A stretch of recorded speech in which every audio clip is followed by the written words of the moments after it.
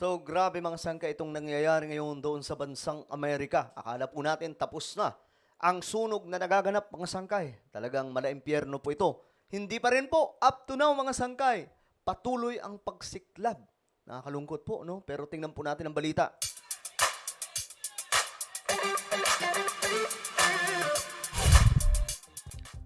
So hello, what's up mga sangkay? Magandang oras po sa inyong lahat. Sa lahat ng mga taga-subaybay po natin dito sa YouTube. Ito, pag-usapan po natin itong katakot-takot po na nangyayari ngayon sa California, doon po sa bansang Amerika. Bakit nga ba nagaganap ito sa kanilang bansa ngayon, mga sangkay, itong sunog na unstoppable at hindi po maapula ng ganun-ganun na lamang? Pag-usapan po natin yan, but before we start guys, paki-subscribe po muna yung ating YouTube channel. Ayan, tayo po ay 1.4 million subscribers na. So sa mga hindi pa po nakakapag-subscribe dyan, makikita nyo po yung subscribe button sa baba ng video na to. I-click nyo lamang po yan, tapos i-click nyo yung bell at i-click nyo po yung all. Alright? Kung gusto nyo mapabilang sa mga solid sangka na dumarami, i-subscribe nyo na po. Sa mga nanonood po sa Facebook, i-follow nyo po yung ating Facebook page. Shoutout pala sa lahat ng mga solid sangkay na nanonood ngayon. So ito mga sangkay, pandaigdigang balita po tayo. Alamin po natin itong nangyayari. Ito kasi new massive wildfires sparks in California's Ventura County. Ayan po. So anong mayroon mga sangkay? Akala ko nga fake news ito. Panoorin po natin. Ewan ko, ba't wala po itong sound? Ayan, makikita nyo po, ganun po katindi yung nangyayaring sunog mga sangkay. Diyos mio marimar. Ano ba nangyayari? Bakit ganito na no? Bakit tila baga hindi na po ito maawat ng mga bumbero? Ayan mga sangkay. Akala nyo maliit lang po yan, pero naka-aerial shot lamang po yan. Napakalawak po niyan. So ayon po dito mga sangkay, a new wildfire sparks in California's Ventura County and it's spreading fast. Kumakalat daw po ito ng mabilis mga sangkay. So ngayon, ang nakakatakot na ito kung pumunta na naman po sa mga kabahayan na malalawak.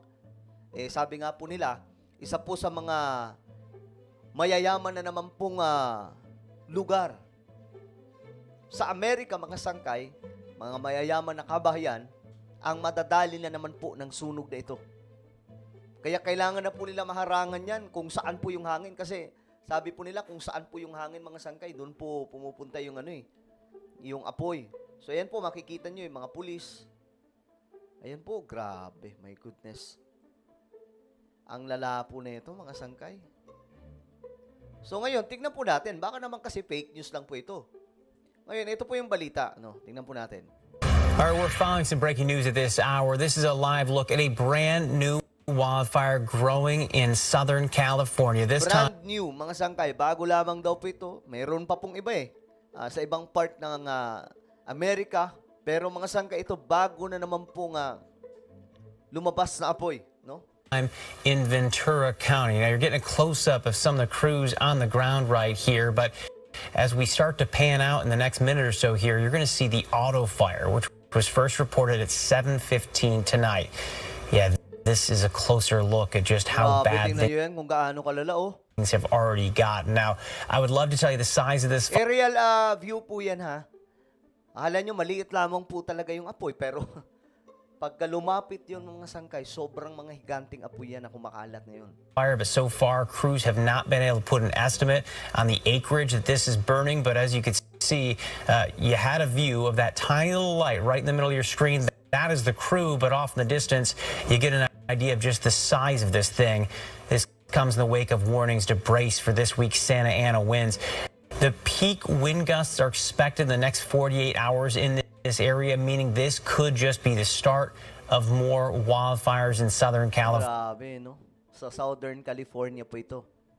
Simula na naman po ng pakikipagdigma nito mga firefighters, mga sangkay, yung mga bumbero, sa panibago na ng mga sunog. Now, if there's any silver lining to discuss right now, kung gaano kalawak yan, no? Tingnan nyo, mga sangkay.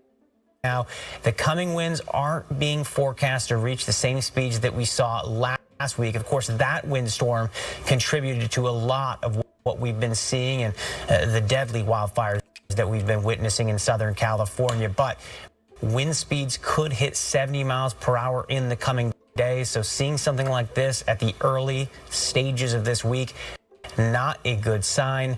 The Not a good sign, mga sangkay. only good news right now, you see those fire crews on the ground with lamps and Okay, nakabantay na po yung mga bumbero, pero delikado nga na daw po ang sitwasyon. Ngayon, ito ay 6 hours ago. Ngayon, tingnan po natin kung tuloy-tuloy pa rin. Ito po yung live update regarding dyan. Ito po, naka-live mga sangkay. Tingnan po natin. Ayan, no? Makikita po ninyo na tuloy-tuloy pa rin po mga sangkay. Live po ito, ha? Ilan ba yung nanonood na ito? Kanina pa pala ito naka-live, pero tuloy-tuloy pa rin po yung live mga sangkay. Ayan po, ang nanonood ay nasa 10,000 na mga tao. Ayan, no? Daming viewers, no? Grabe, tingnan nyo yung nangyayari. Well, tingnan po natin sa ibang, pwede ba ito ibalik? Eh, hindi. Naka-live kasi, mga sangkay.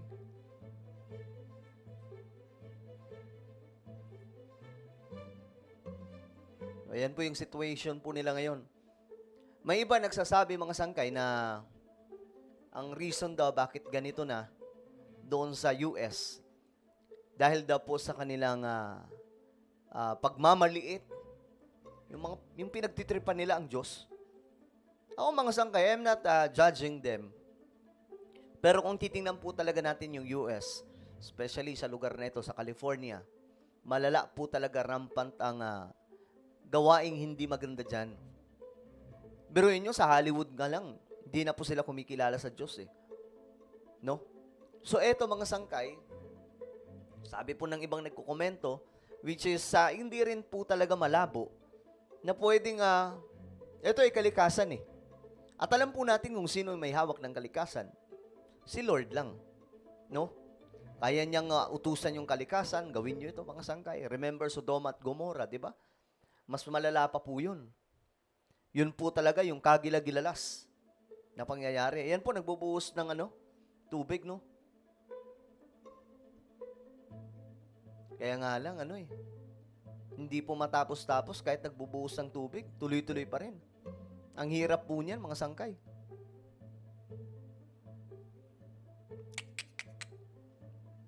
So ito ay bahagi ng climate change.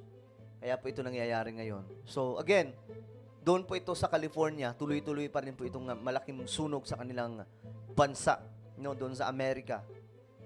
At ang kabilang bahagi naman mga sangkay, mayroon pong yellow. Kumbaga nag-yellow doon po sa kanila. Ito naman, nasusunog mga sangkay. Grabe itong global warming ngayon. Malala po talaga.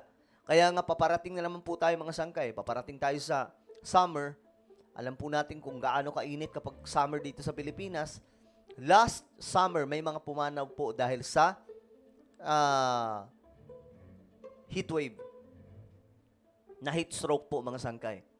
Nagkaroon din po ng mga pagkasunog sa kagubatan. So same na nangyari doon sa US, pero ang pinagkaiba lang kasi dito sa atin, walang mga bahay sa mga kagubatan o mga kabundukan. While dito mga sangkay, mahilig sila sa forest, 'di ba? So ayan, nadadamay po yung pati yung mga kabahayan. Kawawa, no?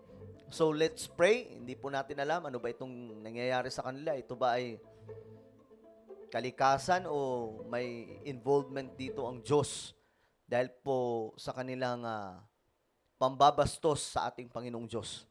Lalong-lalo na po yung Hollywood. I-comment nyo po sa ibaba ang inyong mga opinion. Meron po tayong YouTube channel. Ito po ay Sangkay Revelation. Dito nag-upload po tayo sa ibang channel po ito. Ito po yung isa kong channel. Nag-upload po tayo dito ng mga mahalagang video, kapupulutan po ng kaalaman at aral.